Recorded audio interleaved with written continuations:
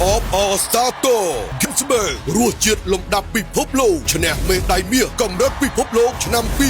2026ពីមុន Selection ហ្គេមស្មើរលើកស្ទួយគុនខ្មែរឡើងដល់កម្រិតពិភពលោកកាន់តែកក្រៅកាន់តែអស្ចារ្យព្រឹត្តិការណ៍ Gensmer Combat Grand Prix គុនខ្មែរ and Taekwondo ជាកម្មវិធីលំដាប់ថ្នាក់ពិភពលោកបានធ្វើដំណើរមកដល់ទឹកដីនៃព្រះរាជាណាចក្រកម្ពុជាយើងហើយកំពូលអ្នកប្រដាល់ល្បីៗមកពីគ្រប់ទិសទីការប្រកួតលក្ខណៈ Taekwondo គូមិត្តភាពអន្តរជាតិទម្ងន់ក្រោម56គីឡូក្រាមរិទ្ធីវណ្ណិចប្រកួតជាមួយ Ingrid Soto ទម្ងន់ក្រោម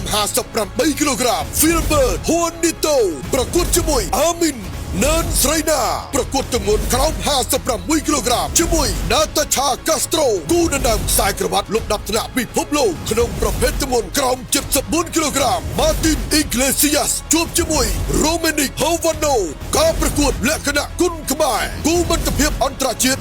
57គីឡូក្រាមសំណាងណូប្រកួតជាមួយ Adam Earnshaw រឿងចត្រាប្រកួត58គីឡូក្រាមជាមួយ Hitchmanបៃសង្ហាប្រកួត53គីឡូក្រាមជាមួយមីយ៉ាឡុនឆៅដឹមសរំប្រកួត51គីឡូក្រាមជាមួយលីកហាយ៉ាក្រុមហ៊ុន Gensmer និងស្ថាប័ន Combat បានសហការជាមួយសហព័ន្ធកីឡាប្រដាល់គុនខ្មែររៀបចំព្រឹត្តិការណ៍ដ៏អស្ចារ្យនេះឡើងសូមចូលរួមទស្សនាដោយសេរីនៅមជ្ឈមណ្ឌលកីឡាកងយុទ្ធពលខេមរៈភូមិន្ទ Start ចាស់ចិត្តរំវងមូលគួយកណ្ដុងជ្រោយចង្វាថ្ងៃសៅរ៍ទី27ខែមិថុនាឆ្នាំ